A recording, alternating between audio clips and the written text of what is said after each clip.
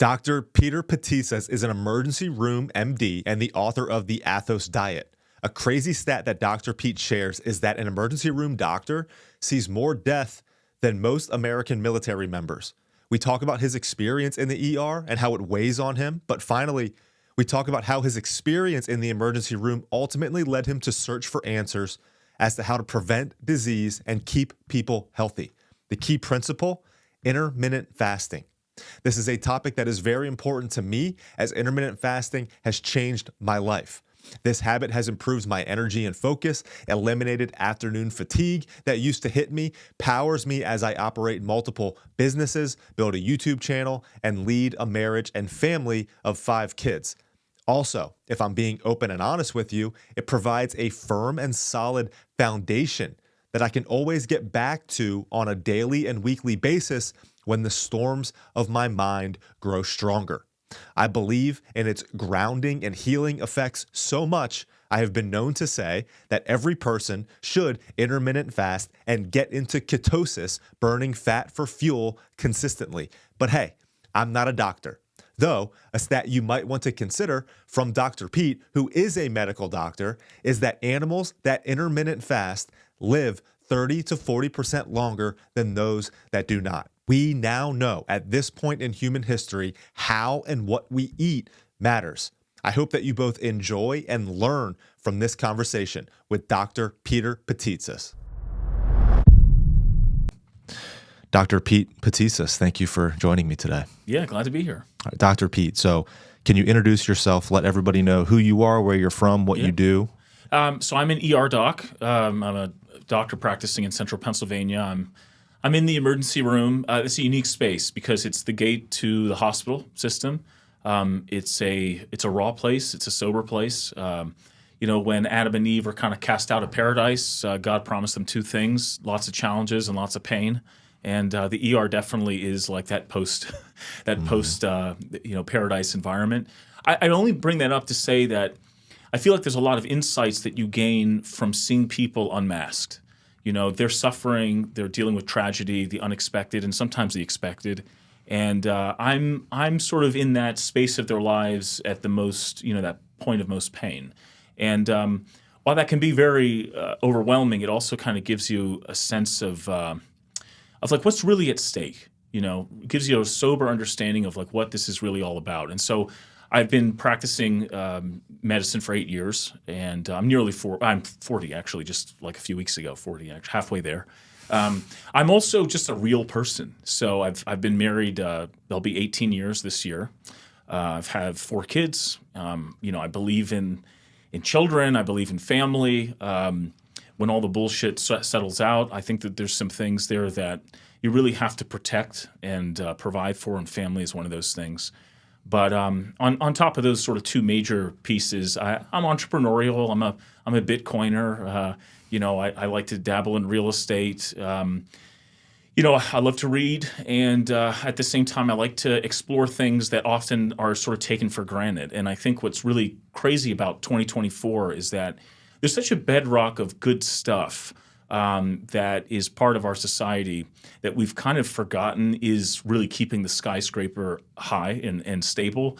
And we've kind of started to undo and break apart that foundation. We're kind of surprised, like, oh my gosh, things are really strange right now, and the political climate is so foreign, and things are changing, I think, for the better, certainly recently. But it really calls into question of like, what are those basic pieces of society that kind of keep us together? And so as I'm looking at it through sort of the strata of sort of A to Z, you really start thinking about a lot of things. And one of those things that I think is really paramount is this concept of Christian fasting. And so me as a doctor, as a family man who has some real context to understand what this is all about, I think from that context, you can derive a lot of good practices and know what you're fighting for. Mm-hmm. So your experience as an emergency room doctor, and then your book that you've written, The Athos Diet. Yes. Is it your experience working in the emergency room that ultimately led you to write this book and ultimately, publish this idea that Christian fasting or that fasting in general is the answer to the problems that you've seen? Yeah, I mean, it's a good question and a good insight. I chose emergency medicine among many different specialties because I recognized that I wouldn't have enough time with patients per patient basis to really make an impact to the community on the scale I wanted to. In other words, if I had picked primary care, I would have been seeing a new patient every 6 to 7 minutes, prescribing meds. By the time you finish your physical exam, like you're already thinking about your next patient, you're running behind. And I also felt like for those conversations about lifestyle, about what I eventually realized was a correlation between health and virtue, it would take a lot of time to unpack. So when I realized that I wasn't going to be like this community doctor that walks from house to house and can kind of spend hours with patients trying to change their lives, I realized, what I want to do is just put out fires. And so in the ER, it's reactionary. I mean, it's already too late to some extent by the time you show up to the ER. And we make some huge impact on people's lives, saving them, curing them, giving them some insight, not as much as I would like, but then there's this other realm of my interest, which is all about prevention and lifestyle. And so this book is kind of me trying to get more of that into my career, more prevention, more philosophy, more ethics. And so it's just an expression, an opportunity for me to express a realm of myself I just don't physically have time for in healthcare, which is a very strange thing to say. I mean, in some ways you would think, your doc should be talking to you like at length about all your problems and breaking them apart and building you up. And I think every doc wants to do that, but there's just not time. The structure isn't set. The system is not set up for us to be able to do that. And one of the other things I forgot to mention is I'm a Greek Orthodox Christian, along with Roman Catholics. We're kind of the Eastern version of Christianity, and I'm very proud to say that Roman Catholics and Orthodox Christians are really the only two groups of 30,000 different groups of Christianity across the world that can say they have apostolic succession. That we have a genealogy that goes back to the time of Christ, and we're a history-driven church with a lot of lessons that we've learned and we try to adapt. But with that said, though, that framework really guides a lot of my life, and so I would look for answers for health problems and prevention within sort of the framework of our faith with our church. And I think it's incredible to find out that there is a very strong correlation between best practices in Christianity, let's say, and best practices for health. And so that's a really cool kind of intersection between two passions of mine, which is our Christian faith and which is health and medicine. Well, I think that's a good hint at a lot of the topics that we're going to cover today. I want to ask you a little bit more about your specific experience working in the emergency room first. So give us an idea of what your day-to-day is like as an emergency room MD, the way that I see, the idea that I have of an emergency room. Yeah. Like I haven't visited, one very often, good. from time to time, but where does your role fit in? Where does the MD fit in an emergency room? Yeah, I mean, we are kind of the captains of the ship in the sense that we have a whole army of people that support us and really like do the work. Like nurses are just angelic people, really, and they are so fundamental for taking care of so much suffering. But we basically see the patients when they arrive, put together a treatment plan, a diagnostic program, and we figure out what's wrong with these patients, and we try to stabilize them.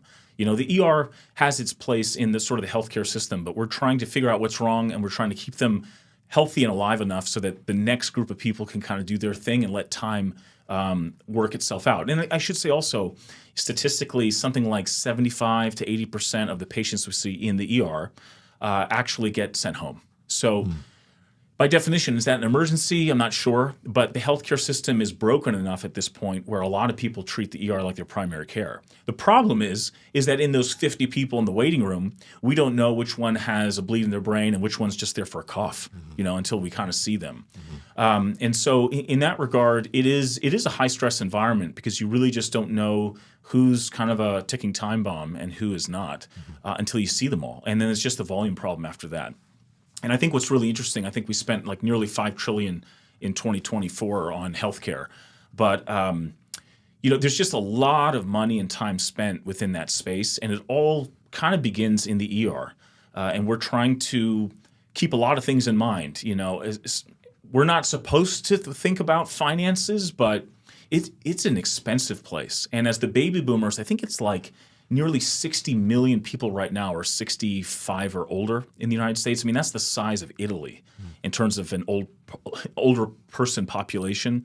But they are high-risk individuals. And when someone comes in as a 20-year-old with generalized abdominal pain and vomiting for a day, I might just say it's the flu. But if you're coming in as a 65-year-old with that, sometimes we get a CAT scan. Oftentimes we get a CAT scan. And those CAT scans are thousands of dollars. Mm-hmm.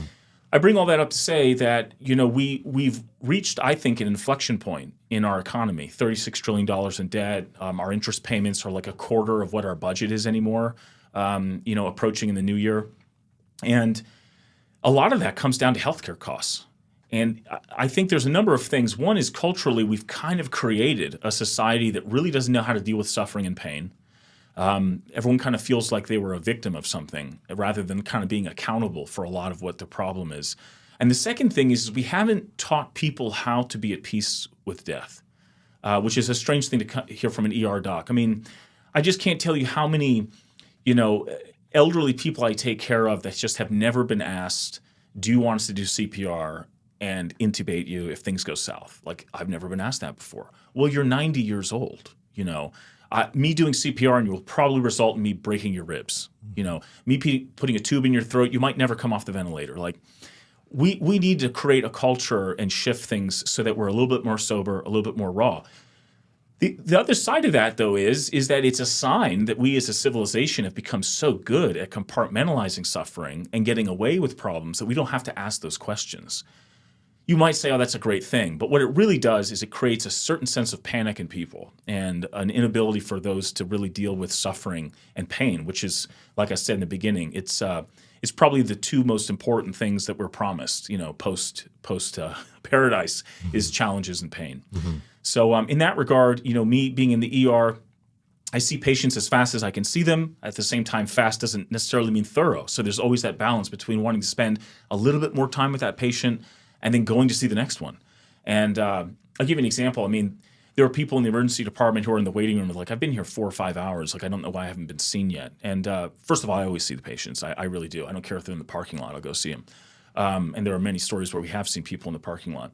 But what they don't understand is that behind that brick wall is just like 27 rooms of suffering, and we haven't gotten to your particular problem yet because we just have been trying to take care of that child in diabetic ketoacidosis, or that older person with stroke, or the 40-year-old man with a heart attack who has, children at home. And so, no one really understands what's behind the curtain. Mm-hmm. And so that's kind of the environment I operate in. And I think it's really important that we have Christian-minded people as physicians, because there's a lot of gray and a lot of goal-oriented care that you need to establish to know what we're going to do next. And people in mass are getting old enough now where those end-of-life discussions need to be had. And if they're not going to be discussed, we're just going to end up keeping people alive where things are futile, where quality of life is certainly not good. And there's a huge difference between calling something futile and letting nature do its thing, and euthanizing people. Mm-hmm. Like, it's a very different discussion, mm-hmm. Or different sense of goals. And so it really is a battlefield. Mm-hmm. And I always like to say, and I don't think this is me minimizing soldiers, I think this is me elevating the people I work with, but we see more death in the emergency department than the average soldier, the American soldier in the modern times, for sure.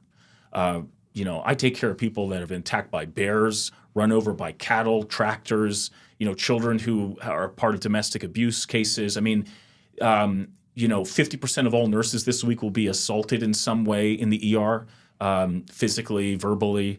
It's a rough place to work. And at the same time, like, our eyes were so farsighted, we can only focus on sort of the foreign, sexy-sounding international conflict. But I think it's something like 1% to 2% of all soldiers are actually in a combat zone. And a combat zone is defined as something that's within 100 miles of active fire. So, again, not minimizing what many of those soldiers do, but the point is that there is a battle going on in every zip code of the United States. And it's something that we should keep in mind. I really believe that it would be better to compare us to almost like veterans of war than it is to like white coats with medicines, at least in the ER.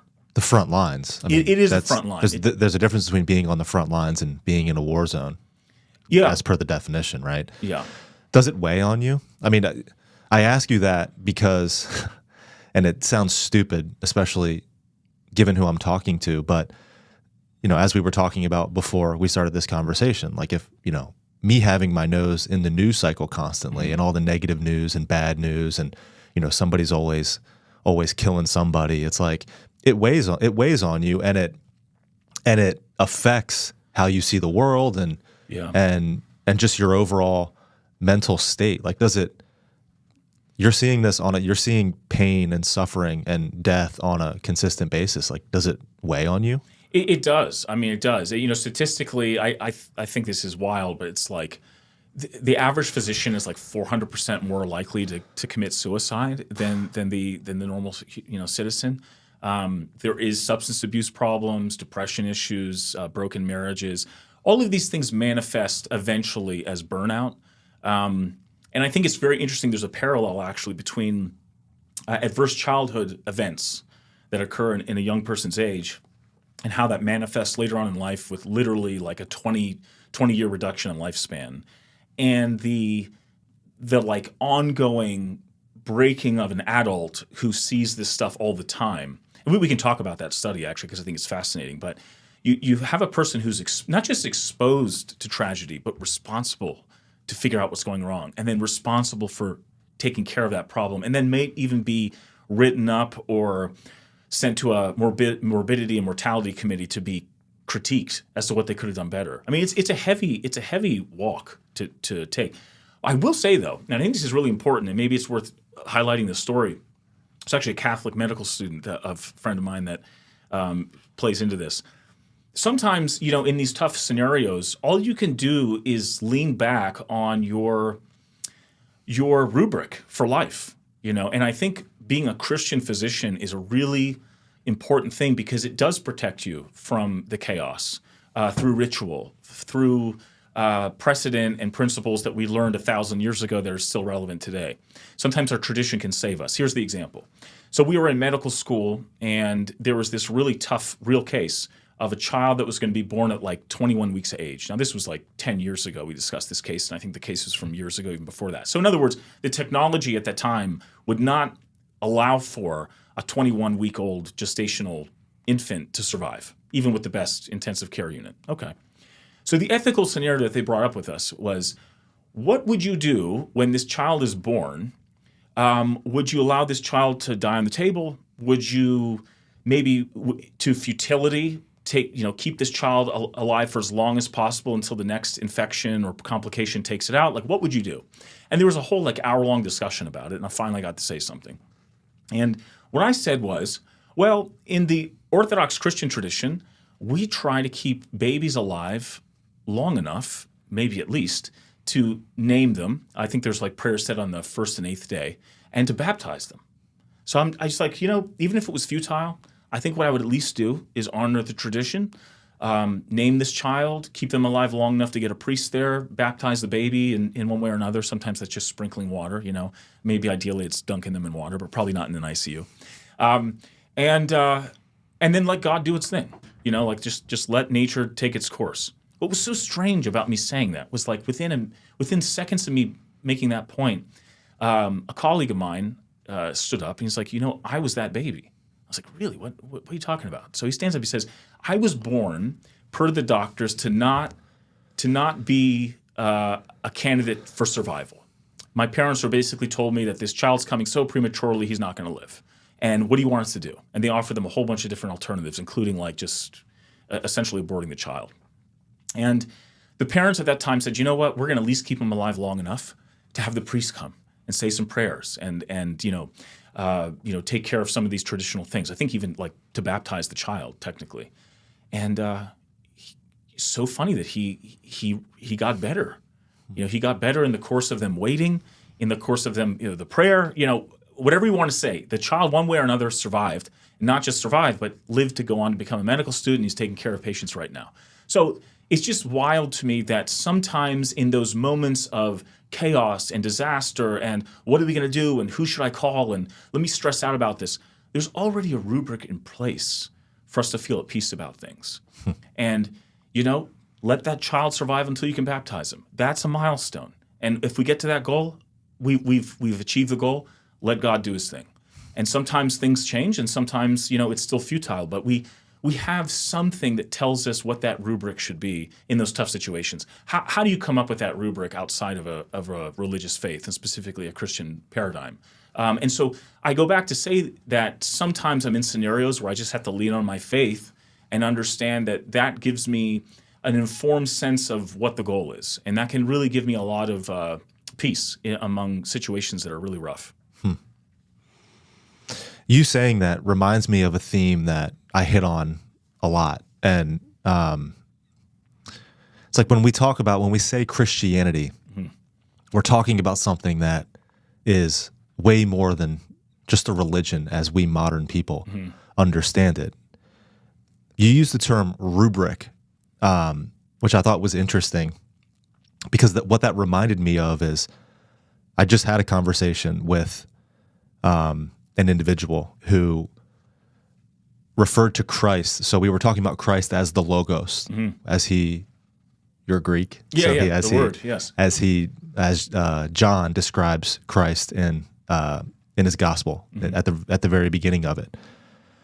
That Logos, another translation of Logos is story, and you use the word rubric, but that Logos is that creative intelligence that creates and orders and judges our universe. And it's like I said, we're talking about something that is much greater than just a religion as categorized by the modern world. And it's like if Christ is the Logos, Christ is the story, Christ is the way through which all things were created, then it would follow, like when he says, I'm the way, the truth, and the life, what he's actually saying is that I am the way through which all of this came into existence. So it would follow that aligning yourself with Christ, with the Logos, remaining in the story, in the rubric, as you call it, would properly order and stabilize and help us, especially deal with the hardship, pain, and suffering that we'll inevitably face in this life. Well said. I have an uncle of mine. He's a professor of theology, and he wrote a book called The Ethics of Beauty. And one of his key phrases is turning chaos into cosmos. And he has this incredible dialogue about this idea of sort of bringing order, sort of like a Jordan Peterson riff, but I mean he was before Jordan Peterson. But it's this idea that God gives us that framework to take what seemingly is impossible or chaotic and sort of make sense of it. And it's a very powerful thing. Maybe even another way of putting, or another sort of matching what you said and adding to it. If Christ is love and you don't believe in Christ, then how deep can you really love? I think there's certain things that are innate to us. I think there's some value to that. Like what did the world look like sort of after Adam and before Moses, right? That was like at least thousands of years of no real rubric. But there must have been something innate in us that we were following. Where did Cain and Abel get a sense of sacrifice from? There was no law of Moses during Cain and Abel, but there was still something there. So I give credence that God walked with Adam and he gave him instruction. Adam passed that on to his kids like any father would. But at the same time, if I'm a Muslim and I can marry 4 women, or I'm a Mormon, I can marry lots and lots of people, or I'm a Christian and I can only have one wife, that's pretty fundamental. You have to be able to admit that your religious perspective will manifest in your life in really powerful ways. And some of those things are touch on points of love, other than touch on points of health, finance, everything really. And so in that regard, I think, the stakes are truly, truly high, and we don't realize sometimes that this is not just a cerebral exercise or some type of fairy tale where it's not supposed to carry over into our real life. And so with that said, pick your poison very carefully. Whether you're Roman Catholic or Orthodox Christian or a Protestant of many different groups, varieties, a Muslim, a Hindu, whatever it is, just understand that you will be molded by that paradigm. And so, pick the right rubric. It's really important. Yeah. Yeah. I mean, to be Christian means much more than just going to church every Sunday and even professing that Jesus is your Lord and Savior with your mouth. I mean, you know what I mean? Like, Jesus is much more than just a man who lived in first century AD that you have a personal relationship with, right? The purpose of everything that we practice in Christianity, in a religious sense, is to keep us aligned with this truth, with this logos that, again, created everything, right? Yeah. So, all the religious things that we do, baptism, confession, communion, adoration, Christmas, Easter, all of these things, all of this religious stuff, yes, but like, it's everything. It's our whole being that I think is also included in that. So we have those religious practices that we do to keep us aligned, but also too, because Christ is the logos and it's a universal way of living that encompasses all of our being. It's also what we eat, what we drink, how we move our bodies, how we sleep, how we treat other people, how we work, etc. Right? It's not just something that affects our Sunday routine. Yeah. It is how we live our entire lives. Like the repentance that Christ talks about, that metanoia, and you might correct me on the pronunciation of that Metania, word, which is another Greek word, but that repentance is a 180 turnaround of your entire being. It's a complete realignment of your entire life, and it's an alignment toward that creative intelligence, that logos, that word, that story that created all things. So again, like, this exists universally. It's not just. It's like this. I like to look at it that way because, again, what we're talking about here is just way more than a religion, right? So I wanted to bring that up because you talk about Christian fasting, but you talk about Christianity just in general as almost like your foundation of what keeps you stable and keeps you sane, given everything that you see on a daily basis. It's this proper alignment that you have. It's this right alignment that you have that allows you to deal with all of this hardship and suffering and pain and death that you experience on a daily basis. And I think that's very important for people to know and understand. There's a few different types of docs out there. To speak about them in a negative sense, there's burned out docs. And there's jaded docs. So I don't know if you ever came across a doctor in the emergency department or other places, they're just jaded. They're kind of sarcastic. They're sort of quick, impatient.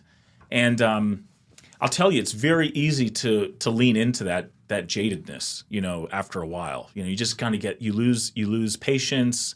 You've seen this before. You don't take certain things seriously. I'm saying that everyone's, doing that. I'm just saying it's definitely, you can find yourself being prone to that.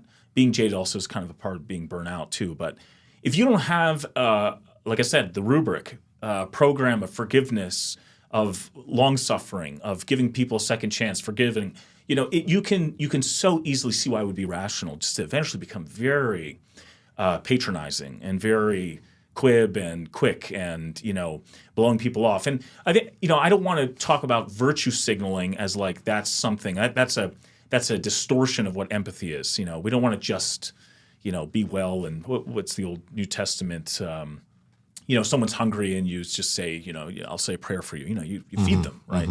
But at the same time, I think it's important that we recognize that we need to do things actively and use our Christian background to kind of keep us doing the right thing and empathizing, caring always, providing cure sometimes, something like that, and empathy is a very powerful thing, and it's virtuous, but we also have to make sure too that we don't just end up showing toxic compassion. We don't end up just virtue signaling, and so as I said, I think the Christian way of seeing the world allows you to strike the right balance, and to me that's a daily effort. And my shifts are overnight. They're during the day. They're on holidays. They're many days in a row. I worked 20 shifts in a row at one point. It was pretty exhausting, kind of extreme conditions. But you physiologically start feeling tired. Like you don't want to go to the ER, just by the way, around 6 a.m. That's like shift change. So your doc is been working his ass off all night long, and at 6 a.m, he's tired, he's exhausted, and he's hoping that he can sign this patient out to the next doc. And you need to be able to keep your cool. But Did you hear that, people? Save your emergencies for outside of 6 o'clock. Right. I would say show up at like 7:30 in the morning for fresh legs. And you get coach. the fresh docs. Yeah, no, true. And we're all just human. We're all just human at the end of the day. And that doc is sleep deprived just like everyone else. And some people are hangry, and some people are just angry when they're tired. But I will tell you, through this practice of fasting, there's a way to maybe let that ER doc let their stamina persist a little bit longer, and we can talk about why that is. But yeah, it's very important. It's very important. I think our Christian understanding of things really can make a huge difference. Well, let's get into that a little bit. Let's get into the fasting aspect of this conversation. So that's obviously something that you consider very important when it comes to, here's what I'll say, not just living everyday life. I know that is the argument that you're making, but you consider this fasting and how we eat, it seems, and correct me if I'm wrong here, ultimately how God made us to eat. Yeah, I'll say two things maybe to preface the discussion. One is that kind of, you were talking about that alignment. And I think what's so incredible about fasting, I actually heard this discussion between two podcasters, and I just wanted to jump in and just be like, guys, I think I figured it out.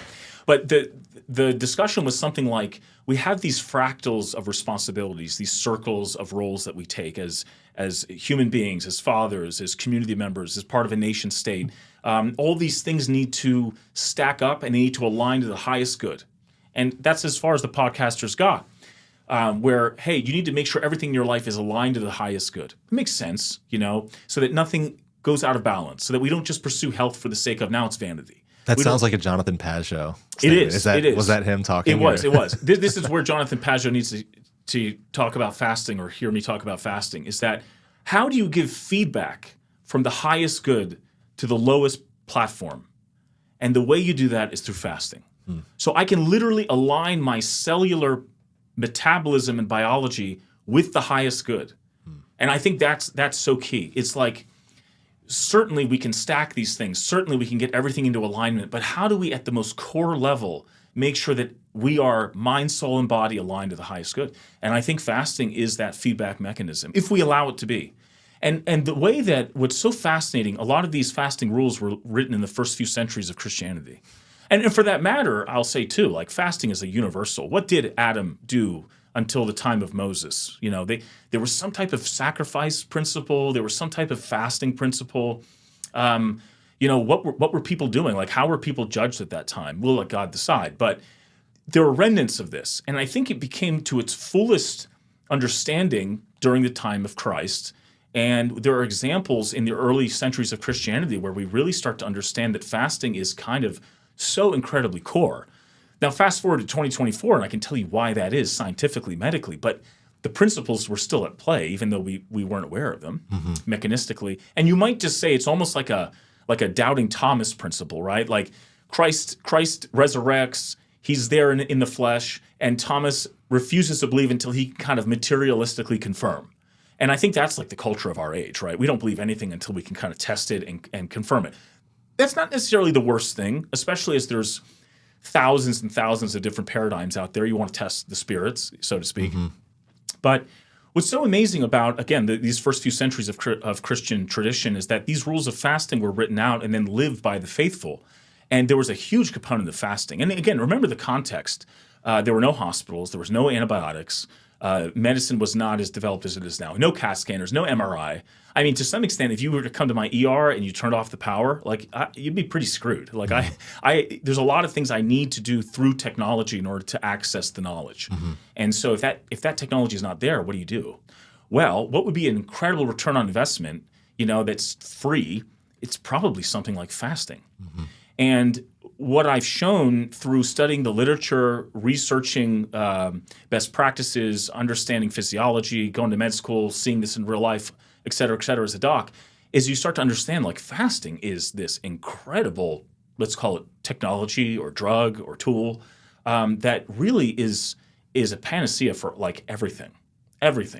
And so the early church fathers really start recommending certain practices. And what I did essentially is research these anecdotal stories, writings of the fathers, what are practiced at monasteries, what is kind of done sort of urban legend-wise versus what is done sort of by the book, and then tried to see like what are health outcomes for these groups. And what I found was that if you take the best practices of all these Christian fasting traditions and you kind of distill them down, and it ends up being these 3 pillars of the Athos diet. But the one area in particular throughout the world that practices fasting really par excellence is a place called Mount Athos. And it's a peninsula in Greece. It's a World Heritage Site. It's a UNESCO World Heritage Site. I think they get like 300,000 tourists a year, pilgrims. Only men can go. Only men can go there. And only men live there. And there's like 23 monasteries, if I didn't say that already. And so what you start to realize is for the past like 1,200 years at least, these men, these monastics who have dedicated themselves to God, who aren't trying to live forever, but as a consequence of God's law, do end up living a long, long time and sidestep what I would say 80 to 90% of all disease. Is just wild. That when all of us in 2024, my God, why have you forsaken me? Like, the answer is already there. It's been there. And it's through this practice called fasting. And when you're burying children and grandmothers and fathers and, in your ER, you just start to realize, like, guys, a lot of this tragedy is completely because we human beings are not picking up our cross and not following best practices that have already been given to us so that we don't have to have these problems. And so, I'll give you an example of the first prong of the diet, which is essentially intermittent fasting. So you're only to eat 4 to 8 hours a day, 4 to 8 hours a day. Now, you might say, oh my gosh, that sounds really extreme. Like you're telling me, Dr. Pete, I'm not going to eat 16 hours or maybe 20 hours. Because right now, the average American eats 11 different times across 15 hours. We're definitely not intermittent fasting. I mean, we can hardly not wake up in the middle of the night to eat something or to get a drink of milk. But the reality is that that's not healthy. Eating all day is not the way to go. And we've been kind of brainwashed through commercialization, materialism, capitalism maybe in its poorest form to consume all the time. And these monks on Mount Athos, they fast as in no meat, no food at all for a good portion of the day. Now their motivation is twofold, and it's just wild to me. So the first motivation is any day I might die and judgment will be there. And so I better have my soul prepared like a thief in the night, right? At any moment for that. And so what are they asked to do? Have communion every day. Well, one of the mandates to get communion is to fast up until the end of the liturgy, the Mass. And so a lot of these monks won't eat after, let's say, dinner, which usually is quite early in the monasteries, and they won't eat until the next day so that they can prepare for communion. Well, what is communion? It's supposed to be something that heals both soul and body. So now what's happening? These monks aren't eating for a great portion of the day out of respect for this tradition, and they're intermittent fasting. Well, you take any mammal in this practice, and they intermittent fast every day. What happens? They live 30 to 40% longer than the average, lifespan of that species. I mean, just topic sentence, 30 to 40% longer.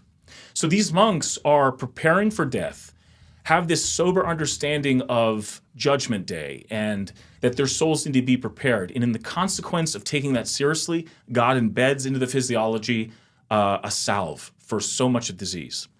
Next thing, during Lent in particular, a lot of these monks won't eat until the 9th hour because that's when Christ was historically crucified or died on the cross, the 9th hour.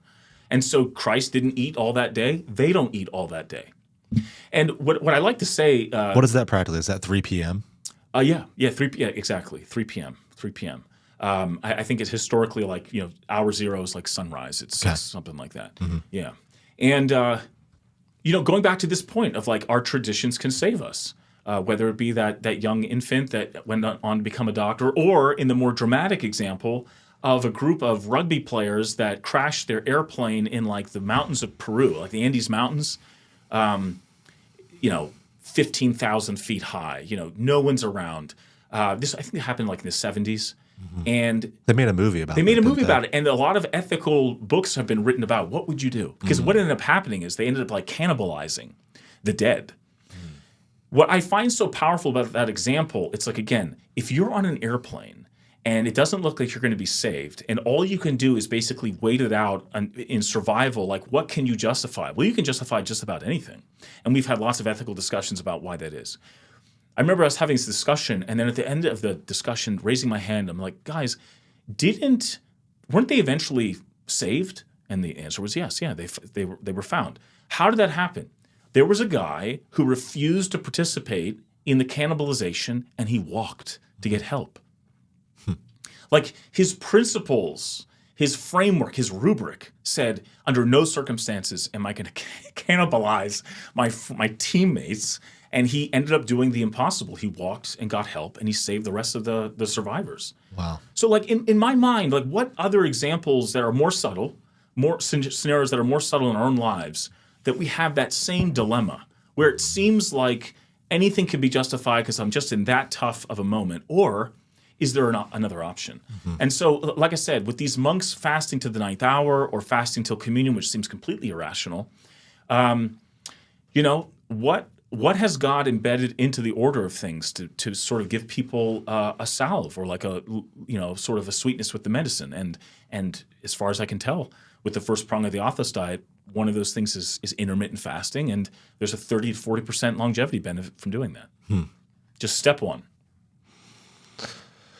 So there's a lot of science that's being introduced now that show the healing benefits of fasting and really support everything that you're talking about. One of my favorite examples is, have you heard of Dr. Chris Palmer and his work in brain energy? Yeah. So he's a Harvard psychiatrist that is treating people with severe mental illness through a ketogenic diet. Yeah. And he's seen a lot of success doing so. But ultimately, his argument is that mental illness is, at its fundamental level, a metabolic dysfunction of the brain. So it's your mitochondria, the powerhouse of your cells. Yeah. I think it is. Yeah, I'm not a doctor, but but it's when your mitochondria function is off, that's what causes and wreaks havoc throughout your system. And people experience that in different ways depending on their genetics. Some people experience, physical consequences of that. Some people experience mental symptoms of that. But in any case, like the argument that he makes is that these physical and these mental ailments that so many people are suffering from nowadays is at its fundamental level mitochondria dysfunction.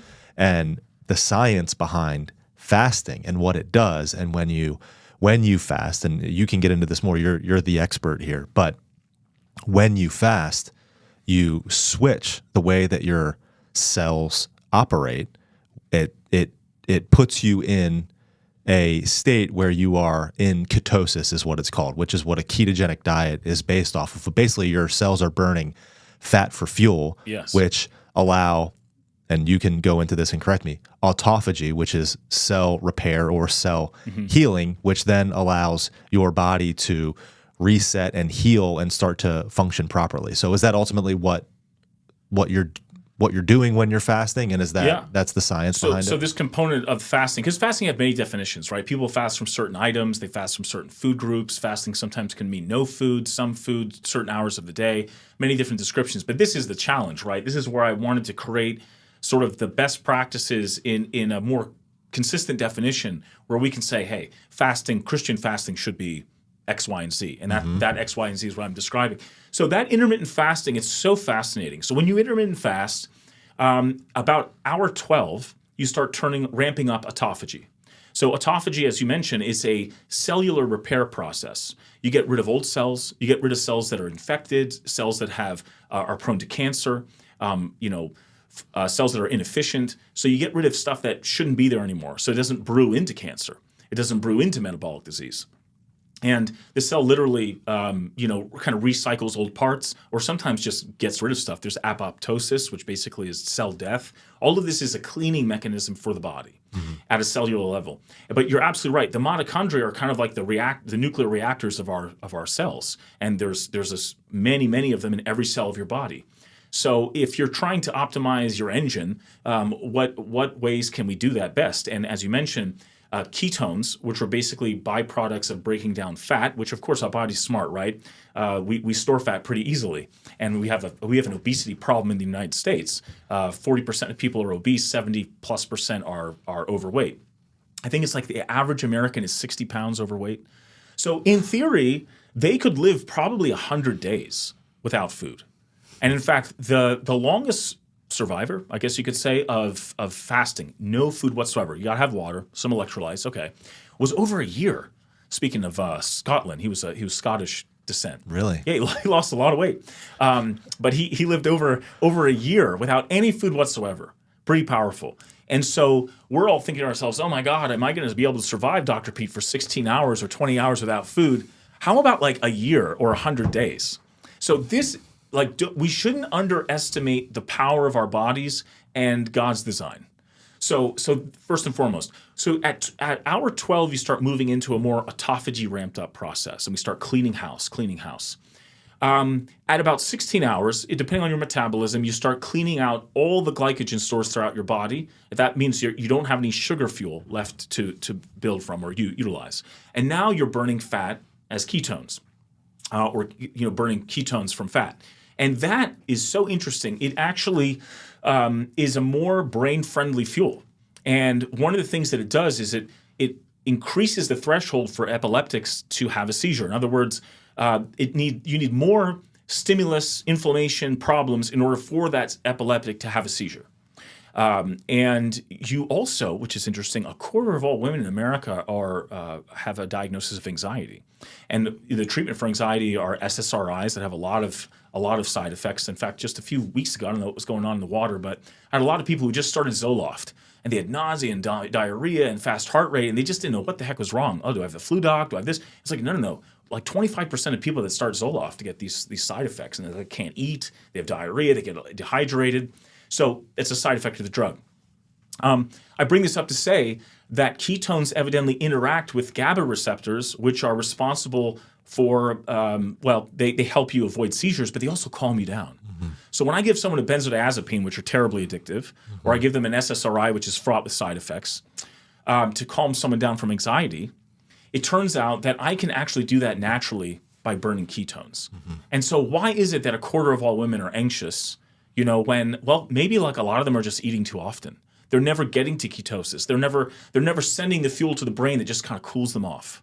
And of course, they don't get addicted to medications as a result when you can just do it naturally. It's really powerful. Next thing with intermittent fasting, besides the autophagy, the apoptosis, the ketone release, is you get this upregulation of things called sirtuins. This is really powerful stuff. These things are so key to health of metabolism and repair of DNA, repair of telomeres, optimization of mitochondria, that they've actually become targets for cancer therapies. They call them Magnificent Seven. And they were discovered maybe in the last 25 years. These sirtuins are upregulated when you fast. And so, again, just another encouragement, reinforcement that you are healing both soul and body, literally, by the process of fasting. Now, you have to put in the work. You have to limit how often you eat. But if you do that, hey, you have famine for part of the day and you feast for part of the day. So in other words, don't feel like you're an anorexic. Anorexics, by definition, aren't getting the right nutrition. They're depleted. You're eating all the regular food that you should have then between 4 and 8 hours a day, but you're doing it only then. Mm-hmm. So imagine this: like every day you're putting your body through a cleaning process that keeps you from getting cancer, keeps you from getting diabetes, keeps you from mitochondria disrepair and dysfunction. And so that's why 80 to 90% of all disease is considered entirely preventable. And that's how fasting helps tap into that. Just a question. I mean, would that also include like mental health symptoms as well? Given what you said about anxiety and those types of things? I think there's a huge potential for people to incorporate fasting into addiction clinics, into mental health spaces. Absolutely. Mm-hmm. And when you finally have dominion over your own body, like what is not possible? Mm-hmm. If I can teach a person delayed gratification, sacrifice, having a sort of discipline no matter how you feel, I mean, if you can really internalize that through fasting, what else can you change about your life that has something to do with delayed gratification, sacrifice, quality over quantity? It's kind of like what Jordan Peterson speaks about as to this idea of like the ritual showing us this idea of sacrifice and how that sort of then intuits into a human being the idea that you can bargain with the future. And so in my mind, what's happening is fasting is so core to who we are because we're interacting with our bodies in such a specific manner that we're teaching every cell, every system in the body how to undergo delayed gratification, sacrifice, and discipline and consistency. So it's a pretty powerful tool. And I haven't even got through all the things. Intermittent fasting also increases growth hormone release. So you have these actors and movie stars, or maybe even professional athletes that supplement with that, maybe legally in some situations. But it is a longevity drug. When you intermittent fast, you get like a 200% increase in growth hormone release. What's interesting, when you sleep, when you exercise, and when you intermittent fast, you get huge increases of growth hormone release. Depending on how long the fast is, that can be a 1,500% growth hormone release increase. And so what does growth hormone do? It helps you repair bones. It helps with inflammation in joints. It preserves lean muscle mass. It improves collagen wherever it might be in your skin, your face. It's an aesthetic, cosmetic sort of treatment too. And it helps with your immune system, among many other things. So the example I like to bring up is there was a guy named Andre the Giant in the 80s who was freak of nature, but this guy had a pituitary tumor in his brain that just released this stuff all day long. He was like 7 feet tall. He was he's a massive monster of an individual. He died at a young age, but the point is that growth hormone release was so severe in him, it ended up causing a pathology. But you get a natural, balanced release of it when you fast. And I think this is really important to keep in mind. Again, what is happening when you're fasting? What is happening when you follow the rubric of the church? God takes care of you.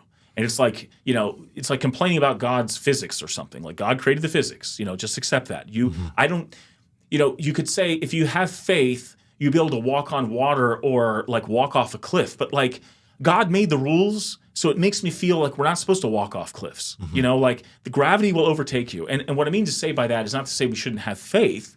It's just to say that like the creator of the world made certain rules of the earth, certain rules of creation. And one of these rules and one of these benefits to fasting seems to be an incredible repair mechanism for the body. And so, I just bring all this up to say that there is huge benefit in following the early church fathers' recommendations of limiting the amount of time you eat throughout the day. And again, to make it more basic, basically you're only consuming calories between 4 and 8 hours a day. 4 and 8 hours a day. Okay. And I'm not trying to starve anyone because, like I said, you got a lot of adipose tissue to get through before that even becomes an issue. Yeah. Okay, so we've fasted now.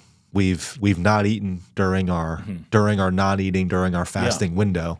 Then when it comes time to eat, are there things that we eat that can basically ruin the fast, that can ruin the repairs that our cells have been through? Like, can we destroy it by eating certain things? Like, what does what we eat look like? Well, a lot of that first step will counter a lot of toxic effects of most of anything, but it doesn't make you immune, and you can neutralize your progress if you take the next step. Like you said, it's a great question. Now, what are we eating during the 4 to 8 hours? The Athos diet mimics Great Lent. It mimics Great Lent, and so the book is advertised as a 48-day sort of cleanse. But when you go back to Christian fasting practices, they fasted Wednesdays and Fridays. They fasted 40 days leading up to the Nativity fast, Christmas. They fasted to Great Lent. They fasted over the summers. There was a lot of fasting. There was a lot of fasting. And this has to be a lifestyle in Christ, so this is the component of that. I bring that all up to say that depending on what time of year it is, I'm not against meat. I'm not against fish. I'm not against most of anything. But during Great Lent, for example, the recommendation of the early church fathers is basically go vegan for those 49 days, or 48 days rather. And it can sound kind of extreme, but the reality is that like our body needs to go through cycles of loading and unloading, inflammation and lack of inflammation. We need to go through feast and famine. So we're going to go through feast and famine every day, and then we're going to go through versions of it throughout the year. So what that all means to say is on Wednesdays and Fridays, I recommend Christians go vegan. On weeks leading up to Christmas and to Great Lent, I recommend they go vegan. And the power in plant-based protein, because that's the second pillar, is trying to consume at least 100 grams of protein daily. You need to get all your nutrition, right? So I'm not asking anyone to deplete themselves too much. You can get all of that from plant-based sources. But there's a lot of antioxidant power in plant food, polyphenols, oils that are very brain-friendly and help with healing and inflammation. And there are entire classes of cancer that like don't even exist in places like Japan and India and China, where they don't have access to meat just out of necessity. So they don't get prostate cancer. They don't have as high rates of colon cancer, among many other types of cancer. Something to reflect on. And so I'm the biggest carnivore in the freaking world, but it's all within sort of the cycles of the church, which is what I go back to this idea of sort of aiming for the highest good, but then providing feedback so it all interconnects. So I'm trying to link my body's eating schedule daily and then throughout the year in the cadence of what the church fathers might have said in the first few hundred years of Christian tradition. And I think in some Christian branches that practice of fasting has been forgotten. In other groups of Christians, it is resisted, and it's to our own peril. It's absolutely to our own peril. And I think, again, my claim is 80 to 90% of all disease can be avoided through fasting. And it's funny, when you go to the emergency department, moms get so upset that their child hasn't eaten for a day. And of course, we don't want that child to become dehydrated. But like literally that child being nauseous and vomiting is telling your body fast. And when mom says, oh, well, he hasn't eaten today, I want him to eat before he leaves. It's almost like mom saying, well, I want him to be cured. But the reality is the fasting is the path to cure. So it's just sort of interesting irony that our, dogs, if you look at your pet the next time it's sick, it doesn't eat for a few days. Like it's just natural. And so, let us not, in our effort to want the little one to be healed, we have to let the tool do its thing.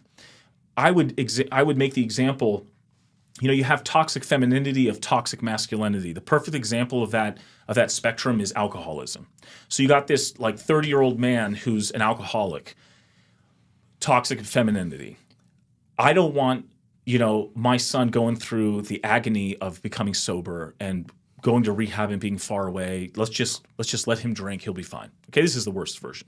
The other version is dad, who's like, your weak character could have solved this yesterday if you took it seriously. And if you were really powerful and really the man I know you to be, you would just have been cold turkey today. What happens in both versions? In this version with toxic femininity, the child is enabled to keep drinking forever until he dies from cirrhosis and encephalopathy and ascites and all sorts of terrible things. And in the toxic masculinity side, you could say, well, dad's telling him to get better, right? Just stop drinking. That's easy. 3 days later, he has a seizure and dies. So like the proper version is something like detox and rehab, where you're supported through these stages of healing, and then you're given the proper support so you don't return back to your poison. So, it's just like I said, sometimes fasting can be a cure, and it's tough and it's rough for mom to see the little one not eating. And at the same time, we don't want to be overly caustic as a man. And I'm just speaking in stereotypes here on purpose to show a point where we're not showing enough compassion. But there's a balance there, and I think that's the Christian balance that shows us how to go and do that. So you mentioned you eat meat. You said you're the biggest carnivore in the world, yet you have these certain days and certain times throughout the year where you essentially go vegan. Can you give us an idea of what that looks like, just from a practical standpoint? Yeah. So Wednesdays and Fridays, I'm a vegan. We just had Christmas, right? So 40 days leading up to that, I was a vegan. Today, it's interesting. I haven't eaten yet because I'm gonna still do my Athos diet, but at whatever it's going to be, 3 o'clock today, I'm going to have, I think my wife's making lamb, and I'm going to have eggs and cottage cheese and house that all down like the rest of them, right? Because we're not fasting right now in the most extreme version of it, but I still incorporate these principles of intermittent fasting, trying to get enough protein, lower the carbs. This is all written in the book, but I'm trying to do that outside of the more extreme versions of the fast. And as I said, the Athos diet is advertised as a 48-day kind of cleanse where you're taking it to the most extreme level. But then once you break through that paradigm, you realize this is actually, I have more energy. I have more mental clarity. My disease frequency and profile has been improved. My labs look better. Now you just do this all the time. And so, yeah, I haven't eaten since yesterday at dinner, which was like ended about 4:30 at some point. No problem at all, filled with energy. And there's actually a nervous system sort of anatomy that I can describe as to why that might be. Again, it's just the science shows that there's this return on investment so that when you're in a fasted state, you can take on the day, be the most productive you've ever been, and not be reaching for food every 2 hours and caffeinated drinks and wondering why you're feeling lousy today. It's a game changer.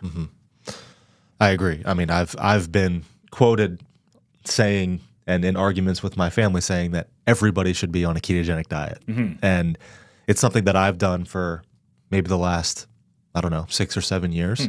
So I also haven't eaten today. The only thing that I've had is a bulletproof coffee. So that's Okay. So I kind of learned this whole idea of intermittent fasting through Dave Asprey and the bulletproof diet with the red lenses. Yeah, he definitely has some things that are out there. But what I will say, in all fairness to him, is that there's all this talk about mitochondrial function now that is mainstream, and the science on it is sound. Like, he was talking about these things 10 or 15 years ago.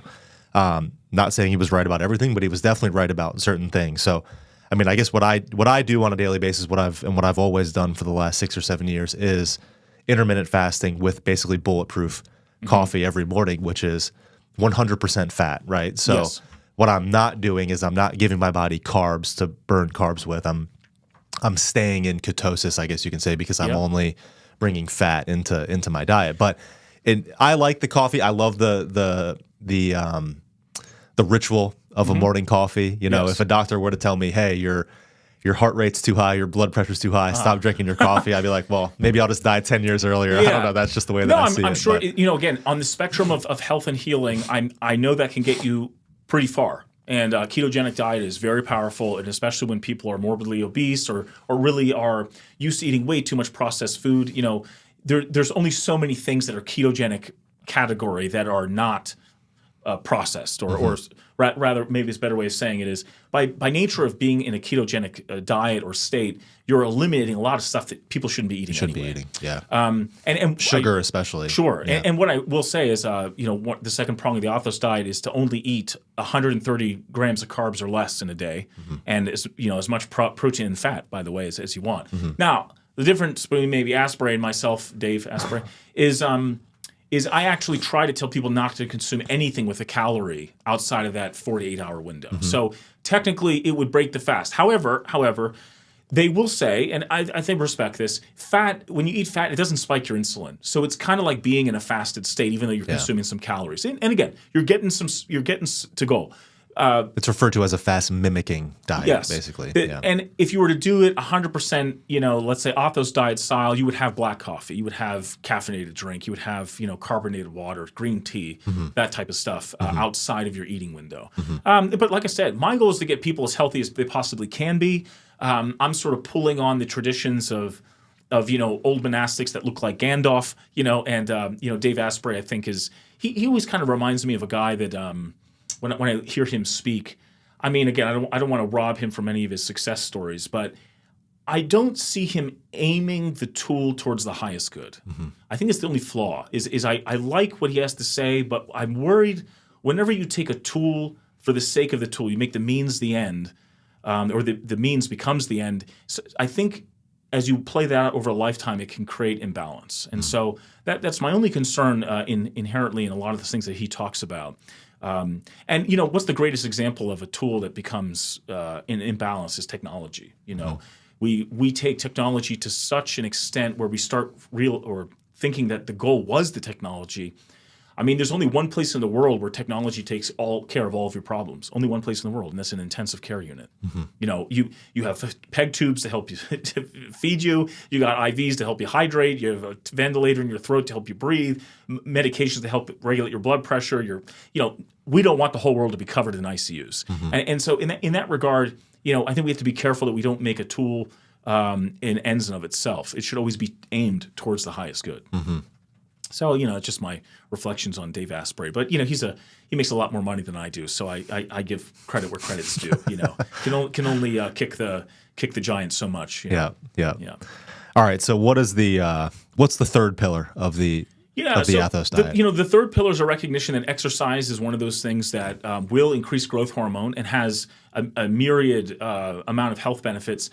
During the 48-day fast, Athos style, we only ask people to walk 30 minutes a day. And there were a study out of Harvard, and there's been many studies that verified this, but essentially 30 minutes of walking a day is like another panacea for mental health maintenance, avoiding cancer, hypertension, even relationship benefits, mood benefits. There's something about walking is so inherent in us that you get a lot of health benefit from that too. So if you go through the 48 days, you're doing the intermittent fasting, you're doing plant-based protein, and then every day for at least 30 minutes, you're walking. Now, again, I like to lift weights. I like to get exercise. I used to be very active in rugby, among other things. I'm 40 now and I have kids, so I can't do all the stuff that results in breaking my tibia and fibula, which happened. But point is that walking is a low-risk, high-return form of exercise that anyone can do. And if you want to layer stuff on top of that, it's fine. What I like to tell people is the literature says that about 10 days into a kind of a ketogenic, sort of caloric deficit, intermittent fasting diet, your body starts to equilibrate, and you can start layering in more arduous forms of exercise if you feel the need. But it's not required for the 48 days. I just would be so happy if you just walk for 30 minutes a day. And that's at a pace where you can walk and talk and listen to a podcast. But between those three things, you are setting yourself up for a lot of success. And whether that's by curing diseases you already have or preventing ones from ever developing, it's all packed into that three prongs. And again, is lived on a daily basis in monastic communities around the world. And it's just such an irony. It's such an irony. It's such a meek, humble Christian storyline that the most powerful cure of disease and of a good life would be found in something so humble as something like fasting. It's just, to me, it's just like rings the Christian theme. In weakness, you are strong.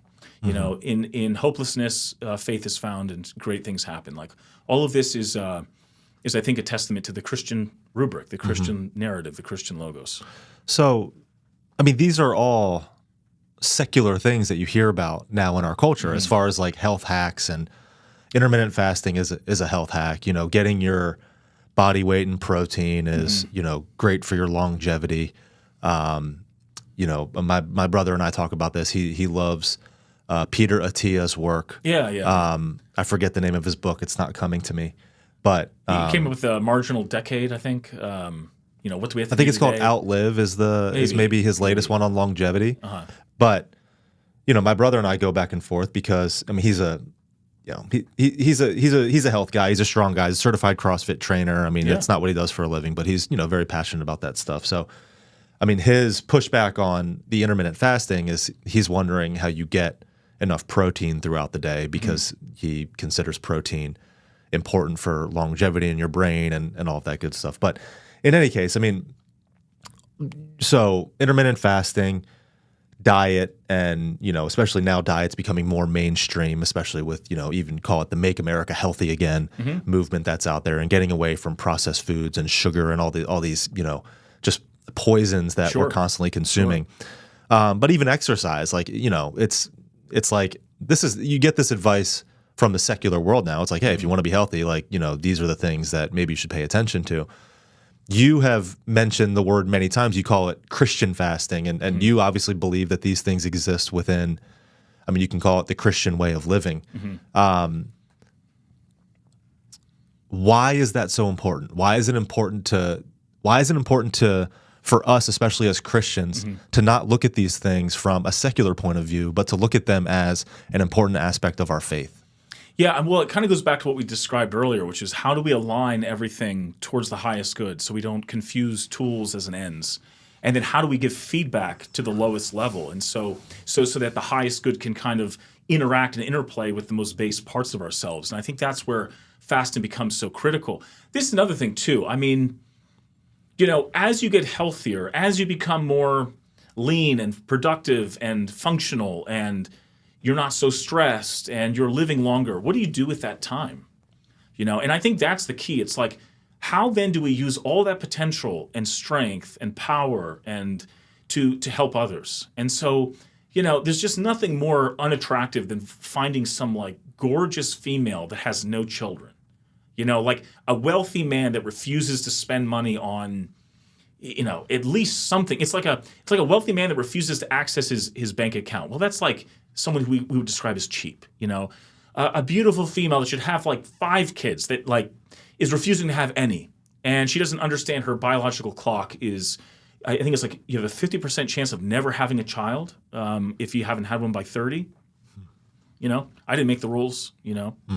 But I think that if you take an 18-year-old and you teach them these tools, they will have superpowers.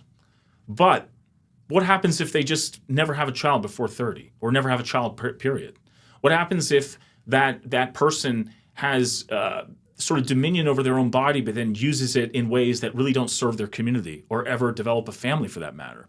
And so this is where I think that these practices, these spiritual practices have to be, these physical practices have to be framed in a spiritual path. Otherwise, you're just burning steam. Like it's just hot air. It's spinning the wheel even faster, and all you're getting is a little bit of light and a lot of heat, and it's very ineffective. Like what was the point of all of that? I always find it so funny. I mean, there was this strange correlation that as the more educated women become, the less children they have, or the wealthier you are, the less children you have, and like really it should be the exact opposite. Exact opposite. And that's all cultural. We have to reframe the entire narrative to say that a lot of these things are done so that you can be a strength to your community, so that you can raise children, so that you can wake up in the middle of the night, change diapers, breastfeed, et cetera, and like still get the work done the next day. And so that's where I think where we've reached an inflection point where not only do we see, I mean, you could imagine this, if you could say that you could take the tools on their own and just take them to extreme and everything would be fine, well then why do we have like a gender identity crisis right now? Why in the most powerful, wealthy nation of the world where there is prosperity per se, do we have an obesity crisis where 75% of draft age males can't even qualify to be drafted because they're so unhealthy, where people aren't even like sleeping around anymore? Like, never mind just common sense lust. Like people are just dead inside, And so in that regard, I think that it's just such a strange irony that so much of what is known about best practices, even with YouTube and online platforms, and the scale and scope is massive, that we haven't figured out how to use the tools to our benefit. And so that's why we're having a population crisis in China and probably a future population crisis in Europe. It's why the elderly don't know when to let nature take its effect, or where we shouldn't be doing heroic measures, or where families aren't taking care of their own elderly. Like, why isn't that 25-year-old that's fit and keen and with low anxiety not taking care of grandma? Why is she in a nursing home? Why is the greatest wealth transfer that ever has been in history as the baby boomers get older, it's probably all going to end up in nursing homes? Everyone's talking about how the millennials are going to inherit something. No way. No way. All those people are going to do is they're going to sell everything they had, and they're going to put $200,000 into a nursing home because that's the buy-in. And then they're going to be taken care of by millennials who are getting paid minimum wage with turnover like every 3 months. It's a terrible place to end your life. No one cares. Post-COVID, they're even less well-staffed than they used to be. These people come into the emergency department with all sorts of problems. No one knows anything about them. They're just like cattle in some type of well-painted home or apartment complex. And so I just bring up these examples. There's this giant irony in America where we have all the knowledge, all the technology, all the wealth, all the power, and at the same time, like, we just seem to be kind of miserable. And it's just such a strange irony. And I think that's what happens when you take a tool, separate it from its spiritual foundation, and you don't know what to do with it. It's a power that just ends up getting wasted. Yeah. It's a misalignment. Yes. It's a living out of an alignment, or you can call it, again, the simple word that we use, it's a religious term, but it's sin. It's a missing the mark, which is a definition of sin. Missing the mark, misalignment, whatever you want to call it, from what we all should be aiming at, which, us Christians are over here saying, like, what we should be aimed at is God, is this logos through which all things came into being. But I was having this conversation and I said, like, why don't we consider not moving or eating junk food or poison, right, that we constantly are putting within our bodies? Like, why don't we consider these things sinful? Because when you look at the definition of sin and missing the mark and being misaligned, from a Christian perspective, these things are sinful. Yeah. Like you're not treating your body as the temple that it is, or this miraculous thing that we have right here. Like when you poison it, when you don't move it, when you treat it the way that we do, of course it results in, of course it results in us being miserable first and foremost. But what it also does is it prevents you from carrying out your vocation effectively in this world. And I think if you're looking at these things, okay, it's like, what do I need to do? We say to be the best version of myself, to be a great saint, or to live as the person that God made you to be. Like, insert whatever you want to for that statement.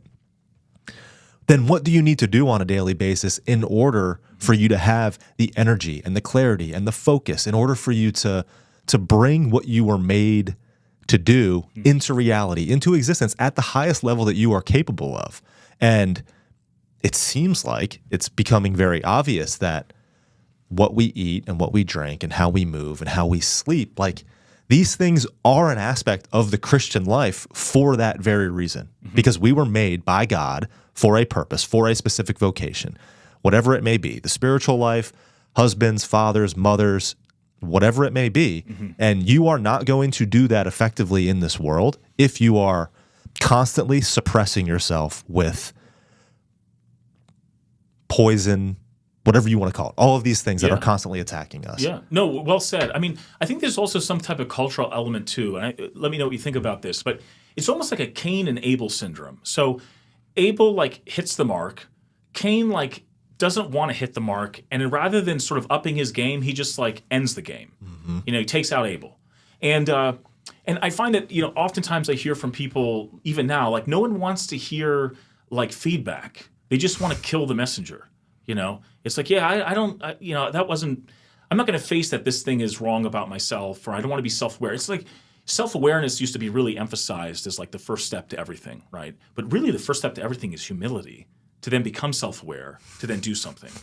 And so in some ways, I feel like often what happens is because we can't get healthy for many, many different reasons, we just say, screw that health game. Let's put obese people on the catwalk. And again, I'm not trying to say we shouldn't be kind and understanding to a person who's in those states of health. But obesity is linked to 12 different cancers. Obesity is probably the number one cause of low testosterone in males. Obesity is probably a disease that leads to diabetes, which affects every organ system in the body. And eventually those people have their legs cut off because they get infections in their feet. That's not a good time. Why are we putting people, why are we making our heroes those people? It's not to say that it is truly loving to tell that obese person that they are missing the mark. Right. It's not loving to encourage them in their obesity. Right. And I say that with the most respect and love for other people. Absolutely. And it's also to recognize too, maybe to some extent I'm really into this because I know my own frailty and fault. I also during medical school I actually swore off pizza for 4 years. I was I'm just not going to eat it. I love freaking pizza, man. And you know what they had almost every day at every free lecture was pizza. Pizza. Of course. And as a result of that, I didn't gain weight. It's funny. One of the reasons I didn't want to become a medical doctor, my dad was an eye surgeon and a priest. Actually, he's a Greek Orthodox priest. He had 5 sons. But all of his colleagues were overweight, including himself. They had terrible health, And I was like, I know I'm going to become a doc, and I'm just going to become this fat ass. I don't want to be that. And so I had to make concerted efforts that kind of sucked at times to really counter that momentum. But I understand it's there. It's not to say that processed food isn't freaking delicious. Yeah. I mean, but it's also manipulative too. Someone has figured out a way to make something really cheap, that's really tasty, that you can never eat enough of. I think it's called expandable consumption. You ever hear this term? So Hershey chocolate, I think, realized that if they sell, rather than giving you 3 bags of 5 ounces of candy a piece, they give you 1 bag of 9 ounces. And there's some psychological phenomenon which is finish the bag. So you would never get through 3 bags, but you would eat 1 bag, even though it ends up being the same amount of food. And so there's this idea of like encouraging the human psychology to just consume, and it's a manipulative, real process that exists at a corporate scale, and it shows. Our population's super sick. 100 million people in America have diabetes or prediabetes. That's not a fun disease.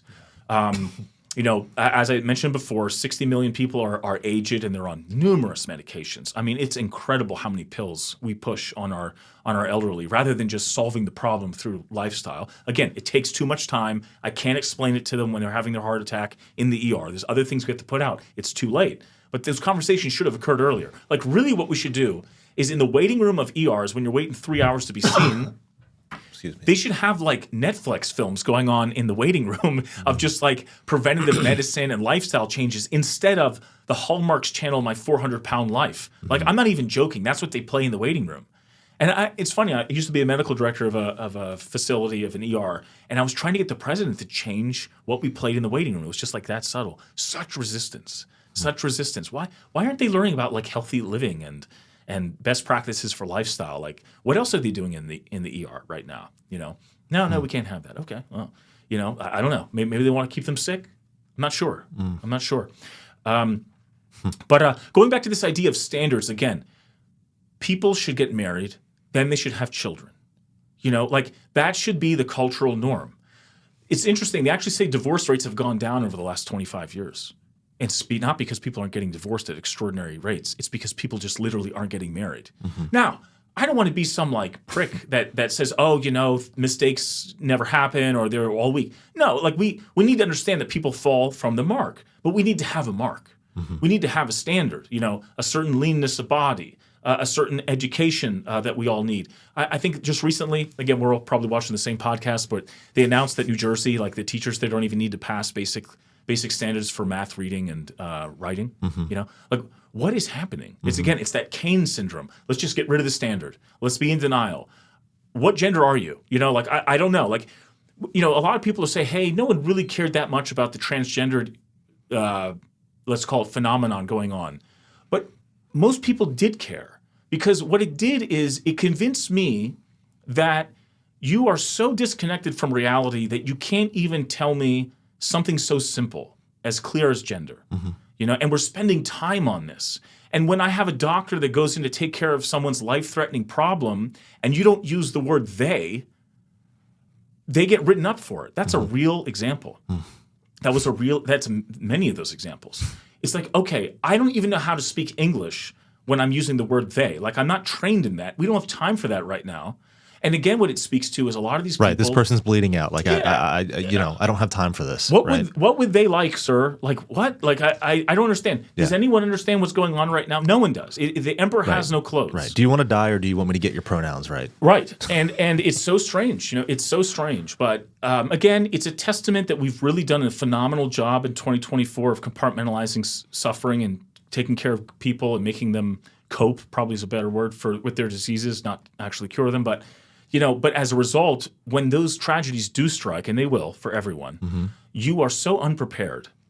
And one of the things I like about fasting, to bring it back to center here, is that as we ascend in our civilization with convenience and surplus, etc., we need something like fasting to bring us down, to make us connect with our true evolutionary selves or engineered by God selves, which is fasting will make you will recreate conditions of famine every day for you, and will recreate conditions of feasting for you every day. And throughout the year, that'll change. And so you will be better prepared at a very core level for what is inevitable, which is suffering, tragedy, and challenge. And that's why, I think fasting can be so revolutionary, because as we do want to get rid of, childhood, early childhood death, or women dying in childbirth, or name the tragedy. Like, as we get rid of all these things, we become softer and softer and softer. And so this practice of fasting can still keep us very strong and intact as we move forward in civilization. Yeah, I like that perspective. It's almost like if you are struggling with, these other aspects of your life, whether it be, even call it addiction to alcohol or pornography. It's like maybe you should consider the healing aspects of fasting. There's a story in the gospel where the apostles, they're trying to cast out a demon in an individual, and they come to Jesus and they ask him, like, we can't do this. What's going on? Like, why won't this demon come out? We can't heal this person. And Christ responds and he says, the only way that you can cast this type out is through prayer and fasting, which obviously Christ, even himself there's God telling us that prayer and fasting is a healing mechanism for us. There was a doctor named Dr. Conklin 100 years ago that took that story very seriously, and he took like 20 epileptic children that could not be cured, and he made them fast for 20 days. Water and electrolytes, I think he gave them, but no food. And the seizures went away. Now, you can recreate that with a ketogenic diet, but just to say, round one, it was a guy who took his faith seriously, bridged that science and religiosity, and was able to find a cure. And of course, when you're fasting or in a ketogenic diet, I mean, you're not strife with making your kid look like a zombie through a whole bunch of medications, which is, very common. I mean, you can zonk out a kid so they never have a seizure, but like, what are they really doing is they're high all day. Well, that's the foundation for Chris Palmer's work in brain energy, which is, he's, again, this Harvard psychologist that's going about treating individuals with severe mental illness through a ketogenic diet. He cites that work and that study. I don't remember the name of the gentleman you just mentioned, or the doctor that you just mentioned, but it's that treatment for epilepsy. It's that fasting treatment for epilepsy that what I guess Dr. Chris Palmer, what he identified is a lot of the psychiatric drugs that people receive nowadays. They have it's consistent with the brain or the type of drugs that people were given for epilepsy. And I don't know the exact, again, I'm not a doctor. I'm just, learning from these individuals. But he noticed a consistent pattern there with the similar types of drugs that were being used, again, for epilepsy patients and for people being treated with, more severe types of mental illness. And when he identified, fasting is a way to reduce the symptoms of people with epilepsy, he applied that then to mental illness, and he's seen tremendous benefits for the people that he's been treating this way. Well, the whole concept of sound mind, sound body. I mean, as you get your sleeping schedule right, you incorporate exercise, you eliminate processed foods, you intermittent fast, you now have discipline to do X, Y, and Z. Like, do you not feel better? And is your mind not a little bit more sound? All this comes with the territory. And so I think it's important that we don't think of ourselves as like pure spirit and ghost, or like pure materialistic body. We're not Gnostics and we're not materialists. We understand both. As we say, confession, communion, in the resurrection, it's all for healing of soul and body. I mean, in the resurrection, I believe that the word is, it's the resurrection of both soul and body. Why aren't we just like ghosts floating around? Like there was something you could touch on Christ after he came back. And so I think it's our obligation to take care of the temples of our soul. It's interesting. I think, Roman Catholics certainly have an incredible tradition of architecture and beautifying the temple of the church. I mean, I was just in Italy last summer, and just incredible cathedrals, absolutely incredible. And of course, the Orthodox Church also has a strong priority with beautifying the church. But I remember I was in some scenario, and there was a professor who had just came back from Jerusalem, and she had an okay time. She was a Protestant, and she was like, "Oh, I just couldn't get over that church that's over Christ's burial. It was so gaudy and opulent, and I was just like, what? Like, you're gonna let the creator of the universe like be in some? I mean, the irony of the story was that he was in someone else's grave, yes, but like, let's do something to serve. I just, her grave will look nicer than what she had in mind for Christ. Like, what does that say? Right. Right. I just feel like it's so strange. And of course, this all speaks to our ugly cities in America, and our store plazas that are just parking lots and oceans of parking lots, and storefronts that are all practical and they don't have, prices low, but like, it's not an experience. And you go to places where they still have that remnant of, to beautify the temple of the body, to take care of your soul and your body. Like, our architecture reflects that. Our living spaces reflect that. That's a beautiful world. It reflects what it's aimed at, which I think is really interesting. Like, our shopping centers, what are they aimed at? They're aimed at, capitalism, getting as much people in there as possible, Yeah. making as much money as possible. Well said. And That's a when great you point. go to Europe and you go to these, like the best places to go to in Europe are to go and see the places that are the most beautiful places in the world. And it's because when these buildings or when these paintings, all these things that we like to go and see, when they were done aimed at the highest. They were aimed at God, and that's why it's so beautiful. It's a great point, and it just goes to show that when you don't have that aim, you don't build a Parthenon. You don't build St. Peter's Cathedral. You don't build the Hagia Sophia. Yep. Even look at like Hindu traditions. I'm not a Hindu. I don't believe in the God of whatever, but the point is like they still had this idea that they were aiming to something spiritual. It's still aimed higher. And they had some really impressive architecture. Right. Like, okay, fair enough. Right. So now we're back to like Christian America, ironically, and we're just the ugliest structures you could ever imagine. What does that say about the emptiness of what we think we believe that we don't actually, when Jordan Peterson's talked to, he's always asked, do you believe in God? Do you believe in God? And, he always gives a roundabout answer. But what he does seem to suggest is that actions are greater than faith statements. Mm-hmm. And what is it? In the New Testament, God talks to two sons or the story of the two sons. He tells one son to go do something. He says, sure, I'll go do it, but he doesn't. And then there's another one that says, no, I don't want to do it, but he does it. Like, which one did the will of the Father? It's the same exact thing. Actions speak louder than words. That's an old known phrase of wisdom.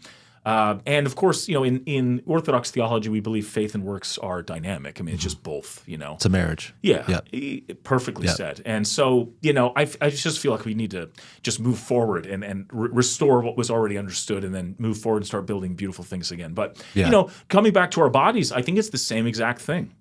I've even met some priests in the Orthodox Church that are very unhealthy individuals. And there was a healthy priest actually who was dancing at a Greek wedding, scandalous.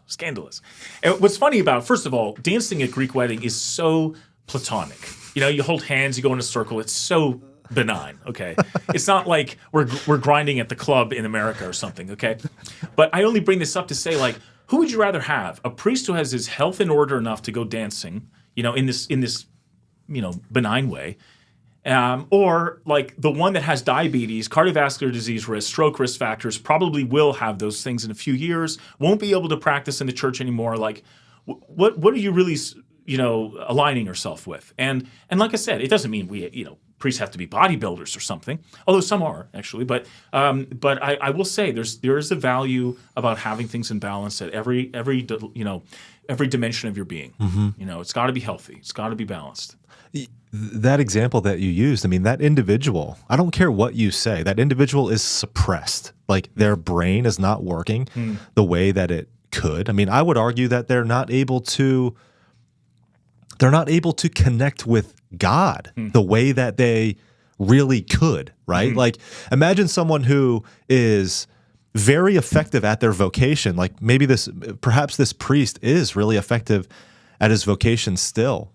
Yet how much better could he be? How much more impact could he have? Like if he wasn't working from a suppressed condition that he's actually in, right? So and that's where I would argue again. I would make the argument that there is something still sinful that's within that. He's still missing the mark. Yeah, it reminds me.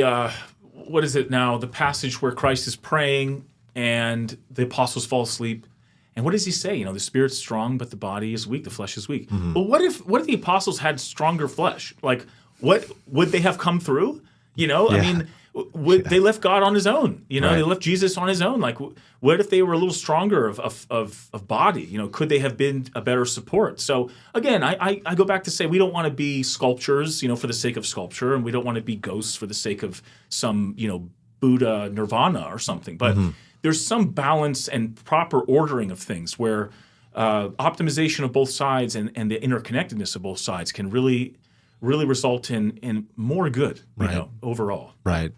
Yeah, it's like being Christian doesn't mean that you're immune to sin or that you're perfect, right? But what it does mean is that you are going to make the commitment to align yourself in every single moment and get that alignment with what we're talking about here with God and with Christ as the Logos as best as you possibly can. And there are certainly things within our daily control, like what we eat and how we sleep and how we move, that fall into that alignment in that category. Yeah. Yeah. No, well said. Well said. And, life can be so mundane, like we don't really live 80 years. We live like many, many 24-hour periods.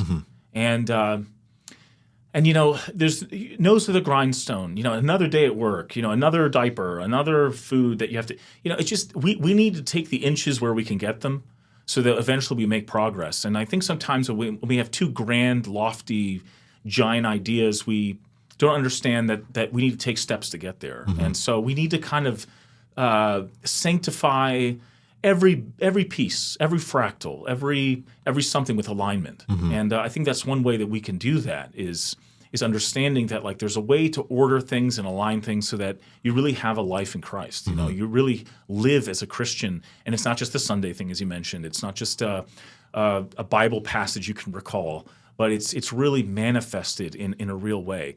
And I would just say this. I mean, you got to just judge a tree by its fruit. I mean, what does the U.S. look like? Isn't it like quote unquote a Christian nation? Like I just, if we're just kind of saved through faith in a moment, I mean, God can do whatever He wants, but I don't think that's the playbook. Certainly there will be people that are taken at the 11th hour on the cross who confess Christ and do something, say something very powerful, but for most of us, it's going to be a long, long journey where you could fall off if you're not careful. And those are the heroes. Those are the heroes that make it through. Going back to our discussion about Noah, Noah had to build the ark, not just accept the fact that the flood was coming, and he wasn't just so honored that Christ, God talked to him. I mean, he had to do something, and it was tough and rough. I'm sure he got tetanus from the nails. I'm sure it was really difficult.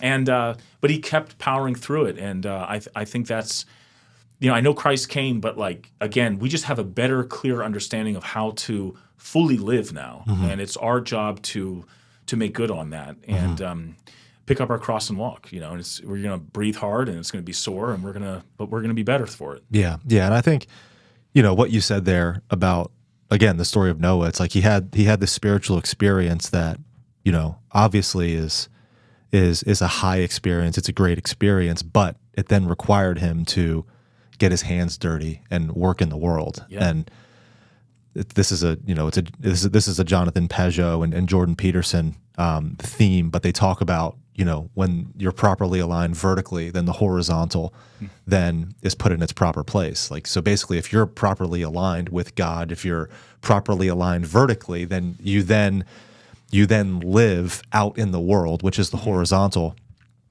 rightly, more effectively, however you want to call it. But which I think is interesting, because when you have the vertical and the horizontal, what does that look like? That's a cross, which, there's another Christian truth, I guess you can say, right? But like that. But, I think, one of the things that I wanted to say as you were saying that, because you mentioned Jordan Peterson when he's asked, do you believe in God? And I understand his frustration when he's asked that question, because he's typically asked from some, fundamentalist, whether that be Christian or some other faith, on tell me that you believe in the God that I believe in, is basically what that person is asking him. Yeah. And I can understand the frustration. And it's a tired question, because what that person is just trying to identify Jordan Peterson as somebody who fits within their category and their box, right? So how frustrating is it that you have someone who, I'm a Christian. I'm a Christian. How many people say that nowadays? And you have Christians nowadays that I'm a Christian OnlyFans model, or I'm a Christian this or that. That is certainly not what it is to be a Christian, right? Like, it's people just, they throw around that term and they use it, and it's like, oh, I was saved, I accept Jesus as my Lord and Savior, and then they go and they live however they want. It's like, no, that's not how it works. Like, that's not what Christianity is. Well, I think Elon Musk was also offered some type of salvation moment. He gave an interview to some group, and they asked, hey, do you want to be saved? And Elon Musk was just kind of like, I really enjoyed our conversation, but I just can't take this next step. What I want to defend about Elon Musk's position, it's like there's a lot at stake right now. Anyone that's trying to bring your soul into their group, I mean, just be careful. You know, and I say this with respect for joining the right group and with fear of joining the wrong group. But like Jordan Peterson, Elon Musk should feel kind of afraid and hesitant to answer that question and jump into the water. You know, maybe the Christian God that most people believe in America isn't really the right understanding, and it's manifesting a lot of wrong. Like transgender crap. It's just not. It's not the God that we want to promote, or maybe it's me being inflammatory putting it that way. But, I just feel like it's a misunderstanding of God. Yeah, I mean, it's a misunderstanding. No, that's an accurate statement. I mean, and I would say that the reason I think the new atheist movement gained so much traction is because they became very good at arguing against this misunderstanding of God. Like they were able to prove that God did not exist. Right, and that won over a lot of people. Fair points. But Jonathan Pageau has a great, I don't know if it's him, but I heard him quote this. It's like, well, I don't believe in the God that you don't believe in. Right. And he says that as an Orthodox Christian. Yeah, I have heard that from him, I think. Yeah. No, that's a great way of putting it. Yeah, it's a lot's at stake, our souls and our salvation. And I think that we need to really be intentional about what alliances we create and who we follow. And sometimes there are hybrid Christian kind of weird pagan groups that kind of emerge that really aren't Christian at all. And I mean, I don't even know what more. The only group that makes me want to become an atheist is when I find out about Mormonism.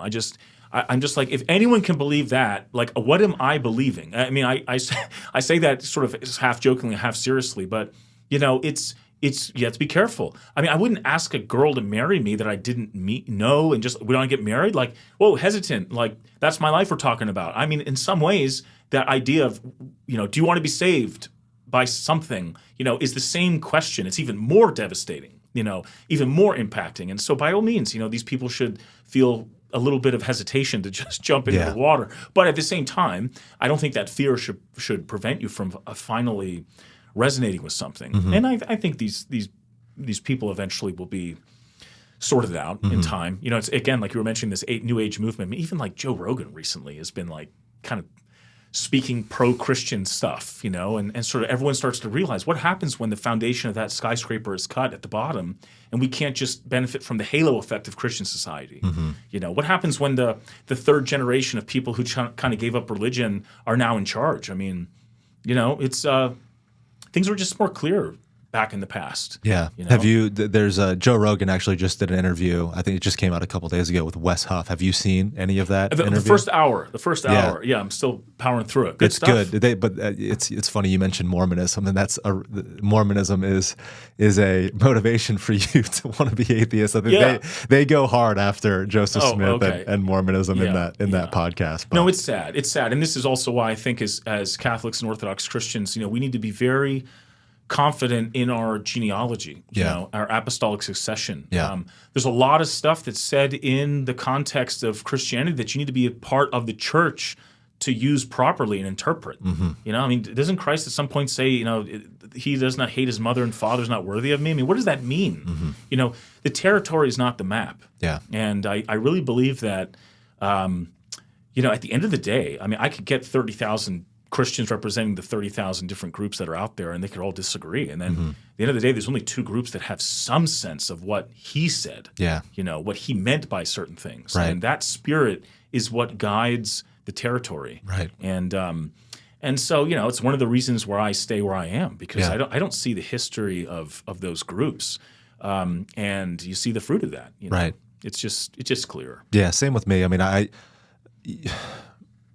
I consider myself like what we believe in here, and this is consistent with the theme of everything that we've been discussing. But what we're talking about here is, again, I compared it to the law of gravity, right? I don't know if I've done this in this conversation, but it's like we have the law of gravity, which you can align yourself with and abide by. And if you do, then it allows you to live and thrive. If you don't, you will get hurt and potentially even die if you disobey the law of gravity. When we're talking about Christianity in terms of Christ as this logos that created all things, well, certainly then it would follow that he created us to live in a certain way. So when we're talking about the way, when we're talking about this way to live, which is, I want to point out, the way is what the first Christians said that they were doing. They called themselves people of the way, or said that they were following the way. The Jews and the Romans at the time actually identified them as Christians, and then, the name stuck, right? But what they were doing is they were following the way that leads to life. What we're talking about here is an objective law of living for all created things. I've said the trolling thing that the trees are Christian because they are properly aligned with the source of reality, with the logos that created all things. They're out there doing their jobs. Love it. They don't have the choice not to. That's what makes us unique as human beings and individuals. But this is an objective law, an objective way that we are subject to. Yeah. I don't get to come up with my own interpretation of that objective law, just like I don't get to come up with my own objective, or I don't get to come up with my own subjective interpretation of the law of gravity or the strong and weak nuclear forces, right? Like these are things that I am subject to as a living thing in this world. And that's how I look at Christianity and the church. I don't get to come up with my own interpretation of these things.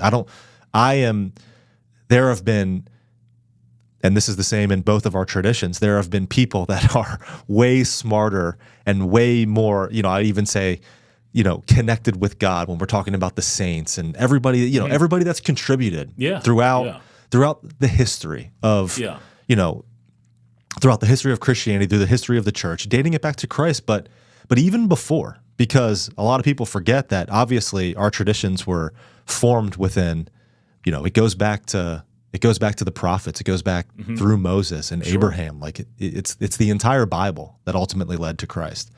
That's why when people say no, that's why you hear a lot of Christians nowadays say we need to drop the term Judeo-Christian, and that to me signifies a lack of understanding of Christian history and what Christianity actually is. When we beautify our churches in the Orthodox tradition, we always have an icon of Christ at the center top of the church that's kind of looking down as you're in the center of the church. But always traditionally, if you have the funds and resources and et cetera, is you put icons around him below it, which always starts with the prophets. It's just like the second thing you see, And so absolutely, we're obviously grounded in a Jewish tradition. But of course, it doesn't almost need to be said, but we fulfilled that and went beyond it. And so that's pretty ironic. But yeah, we can't forget the roots, the roots of this tree and where it all began. And again, not that this conversation's so much about that, but I still find it very interesting that the language of spirituality between, let's say, Adam and Moses was something.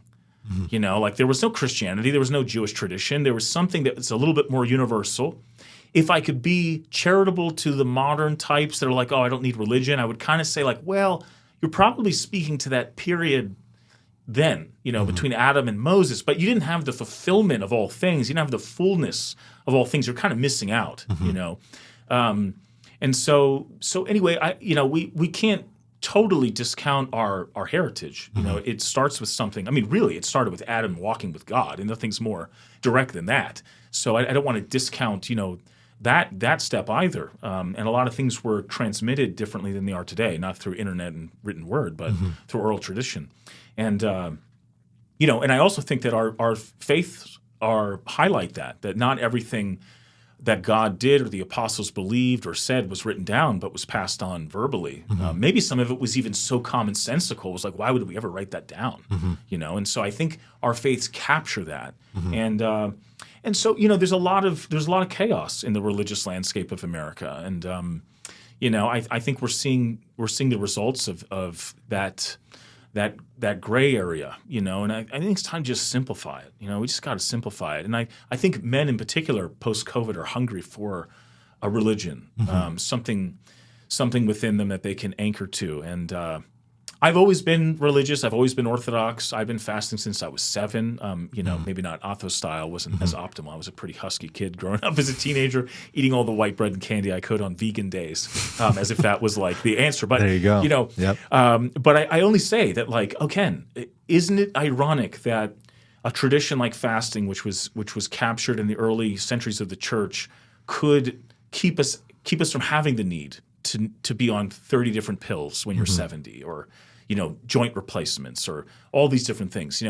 There really is I don't know if the right word is business case, but like there's just a selfish case even to say you should just follow this just for a better life. Yeah. And I think that's where Dawkins and others are kind of coming to that, where they're like, well, at least it's just a better world, Yeah. I'll give them that, Yeah. and so we'll make England Christian again, or we'll make the United States Christian again. We don't want to deal with these other parallel faiths, or just the lack of faith. Yeah. Yeah. I'm reading Dietrich Bonhoeffer, Cost of Discipleship. He was a Lutheran pastor that basically stood up against the Nazis, and he was killed for doing so. Wow. Long story short.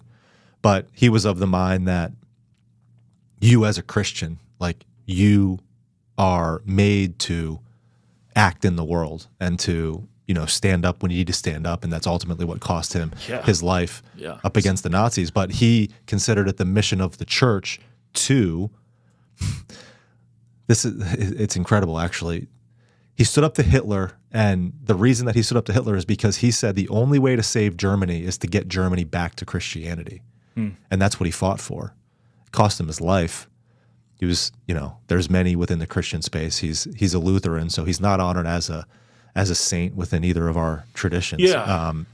But that I'm sure God will work that out. Oh, I'm sure he'll do whatever he. It sounds like that Lutheran priest will do a lot more than I will ever do. In my life. So yeah. Right. Sorry, I interrupted you, but yeah. But I mean, it's the necessity of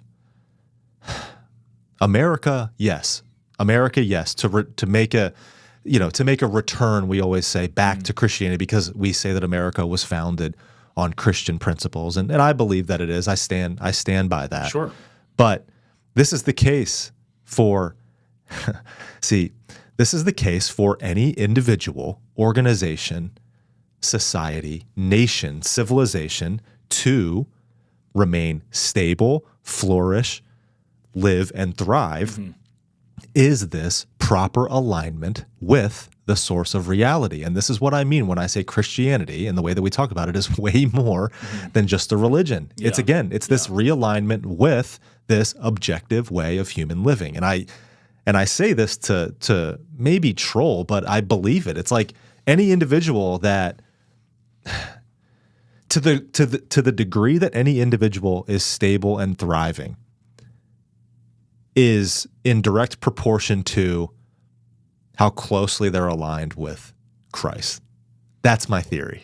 That's my theory of reality and theory of living, I guess you can say. And sure, there are secular things that maybe thrive and succeed and remain stable for a certain period of time. And I would say that's because they're aligned close enough with these fundamental principles that we're talking about. Now, a lot of things that you see end up falling apart and disappearing because they stray away from these objective principles that we're talking about. But it's like, if you want to take it all the way back, I mean, we talked about our traditions starting with Adam and Eve and going through Abraham and Moses. Like, Christ says that he was there when Moses was, I am, right? He was there because any sense that these people or individuals, or even call it like, again, we use the term Adam and Eve, the first human beings that were conscious. As soon as consciousness came in to this world, the miracle that it is, we started to recognize that there was some form of intelligibility, reason that kind of runs through all of this. What we are talking about there, that's a recognition. We as Christians are making the claim that that recognition is a recognition of Christ. And John was such a genius, and you'd appreciate this just being Greek, and because the Logos comes from the Greek tradition. But I don't want to go down this rabbit hole too far. But in any case, Jordan Peterson is doing a gospel series that he's releasing right now on the Daily Wire, and they talk about almost like the perfect timing of Christ coming into the world, and being it was fertile ground for this message to spread. But what makes Christianity so unique is that it was a universal claim. So it was a political, it was a cultural, it was a universal claim, like Christ is king. Christ is king of the universe. And this term logos that John pulled out of the Greek tradition, like the Greeks recognized that there was this principle, that there was this reasonability, intelligence that runs through all things. Like that the Greeks recognized that. And what John was writing in that first chapter, he's like, that universal reasonability, intelligence, that science studies, like that is Christ. Like that's what we're saying that Christ is.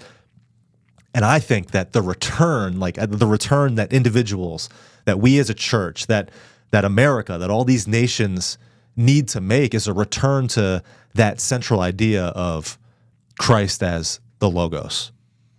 And then, downstream from that, like, is it really that bad of a world where like everyone's expected to get married, or at least make that the goal? Is it really that bad of a world where like every child that's conceived is born? Like what's the downside of that? Like where every family has a husband and a wife, or father and a mother. Like I sometimes I almost wonder, like, what are we trying to complain about? Like what in this Christian story is just so oppressive? Right.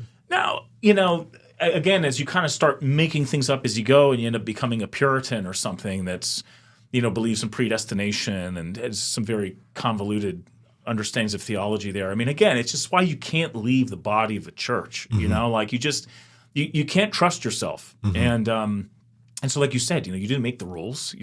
You're trying to better fully appreciate what those rules are and how to apply them in different situations. I mean, everyone's got to apply things in a different flavor of context. There's some subtleties there, but generally speaking, I mean, you're absolutely right. It's just like, Christ as sort of almost understood as a body of law of the physics of the world, of the social order, of the aim. I mean, it's just like I don't know why people wouldn't want to live in those conditions. Right.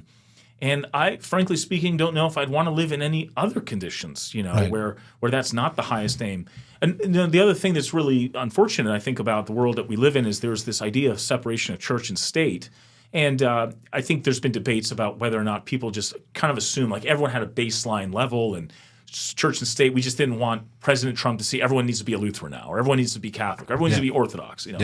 Maybe that's what it meant. But the other problem with that just separation is as you kind of virtue signal that you're so humanistic and so neutral and open-minded that you supplant church with the state. It's like if there's a separation of church and state, okay, but what happens if you just get rid of all the churches, which I think is what we've been trying to do the last 100 years, just secularize everything. Well, now it's just state. And who's pressing those buttons? Right. Nancy Pelosi, or Right. some other individual that like I don't necessarily align with. They're not God, Right. And so it's a very strange irony of where we found ourselves, kind of starting out as Christian, making this incredible statement that we wanted to basically be tolerant, which Edict of Milan. Constantine the Great sort of said the same thing in a way, version 1. But now we've kind of tried to throw out the baby with the bathwater, and we kind of see where we are. And I just really hope that we're going to boomerang back. This is my true hope. But I think with your efforts and with people that are doing social media, where topics that take a long time to unpack, we finally have a platform and a venue that will allow people to do justice with their time on these important topics. It's not just sound bites. It's like full long-form podcasts that can really attempt to hold these huge topics and do them justice. And like no surprise that men are finding the church, that women are appreciating the church, that families are yearning for a religion and trying to find that somewhere and use the internet. Speaking of the tool of technology to try to find truth. It's an amazing opportunity. I just hope that we ultimately use that tool for a better alignment of means, or a better alignment of the ends, and we don't just use it to, use it in other ways, which are very detrimental. Yeah, I agree. Well, Dr. Pete, we're over the 2-hour mark. Yeah. So I want to respect your time, and I appreciate you coming on and talking to me about what I consider these very important things. So tell people where they can find you. Oh, I appreciate it. I have a website called the Athos Diet, and athosdiet.com. We have a YouTube channel that's associated with it, and you can get the book through Amazon essentially.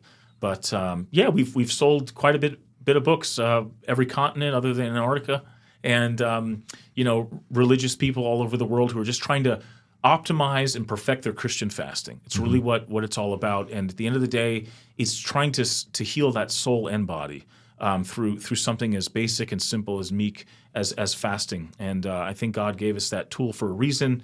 And there's plenty of suffering. You can't institutionalize everything. We can't outspend it. At some point in time, we're going to have to pick up our cross and walk. And fasting is a part of that journey. So yeah, the athosdiet.com and yeah, we have a YouTube channel and a Twitter account or something, stuff like that. But yeah, we're doing our best, but we're available through those avenues. Great. I'll put links down in the description of this video so people can find you if they want to, especially the book. Yeah, appreciate it. So, well, thank you again for coming, and hopefully this isn't going to be our last conversation. I enjoyed this. No, we'll do more. Brother from another mother. Sounds great. Well, thanks again for coming. I appreciate it. Thanks, Zach.